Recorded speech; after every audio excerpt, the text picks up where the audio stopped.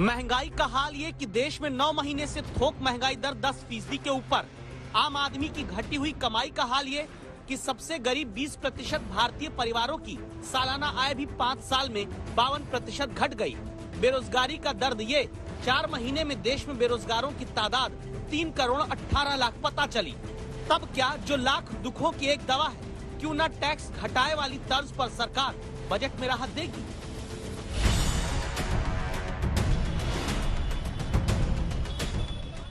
Salaried class is the only class जो सबसे ज्यादा टैक्स पे करता है। महंगाई इतनी है कि वो आज ज्यादा टैक्स मार देता है।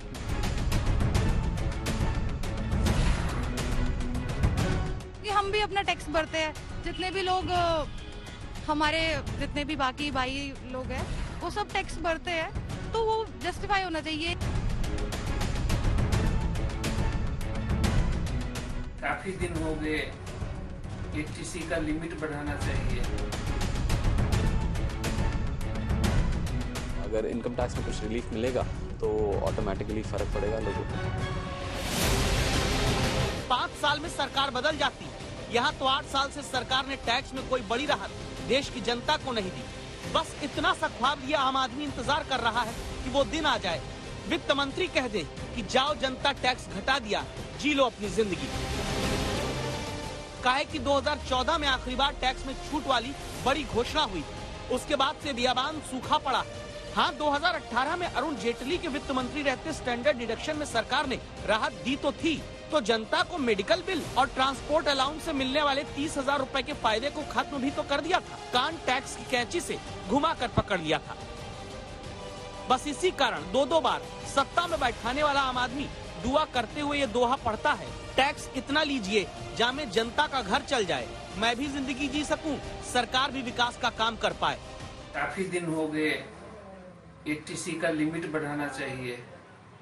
स्टैंडर्ड डिडक्शन जो अभी मात्र 50,000 रुपये है, उसको कम से कम 2 लाख रुपए बढ़ाना चाहिए।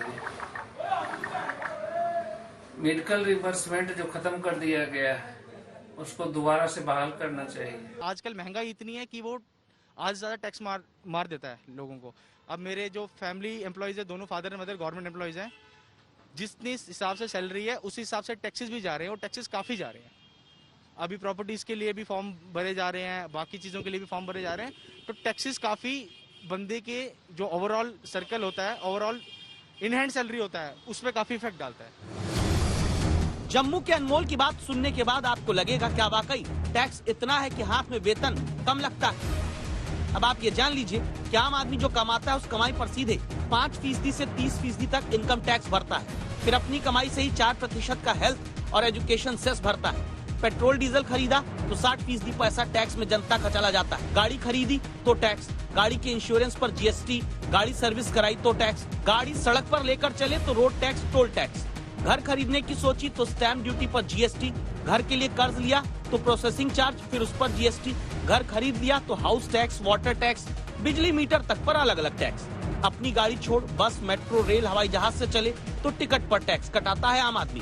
फ्लाइट के टिकट में कई बार बेस फेयर से ज्यादा fuel surcharge, service fees, service tax का चार्ज होता है। कैब में चले तो भी जीएसटी भरती है जनता। घर का राशन खरीदा तो एक सामान पर जीएसटी जुड़ी रहती है, यानी आप टैक्स भरते हैं। दाल चावल से लेकर 5 रुपए के बिस्किट का पैकेट भी बिना टैक्स के नहीं मिलता।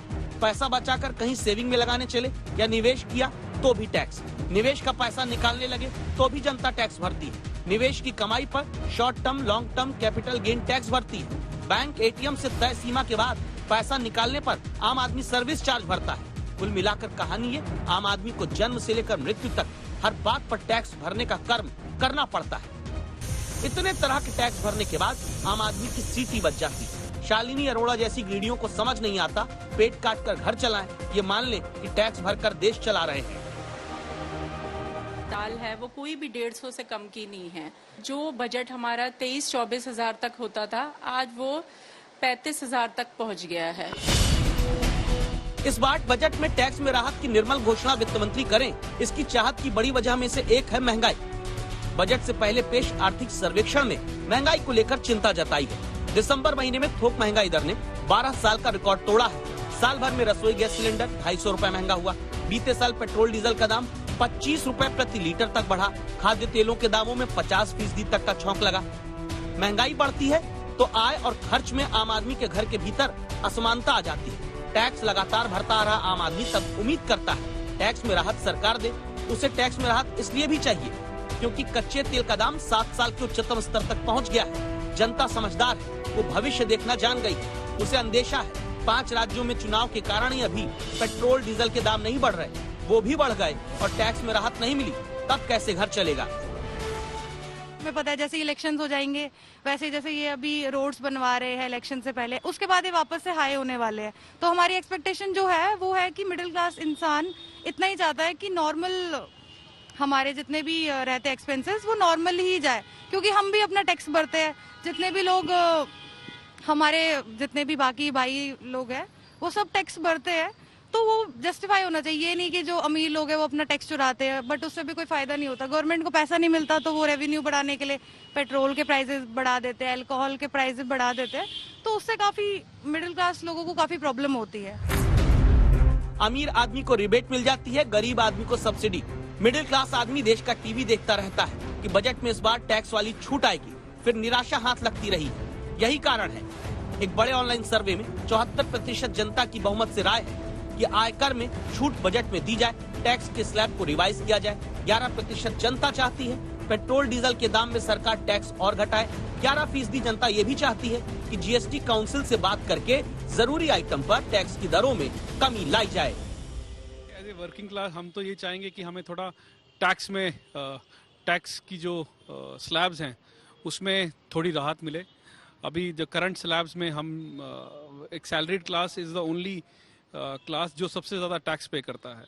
सो हम भी चाहेंगे कि हमें कुछ टैक्स में राहत मिले जिससे हमारा भी टैक्स बचे।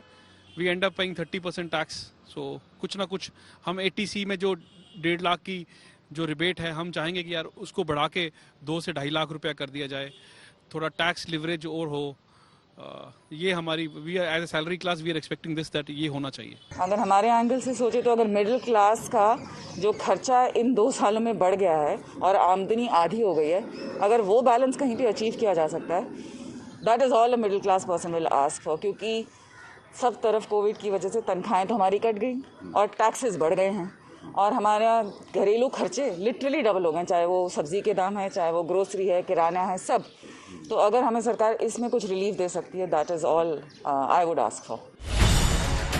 यानी हुआ ये कि महंगाई बढ़ी है। कोरोना काल में या तो सैलरी घटी है आम आदमी की या फिर सैलरी बढ़ी नहीं।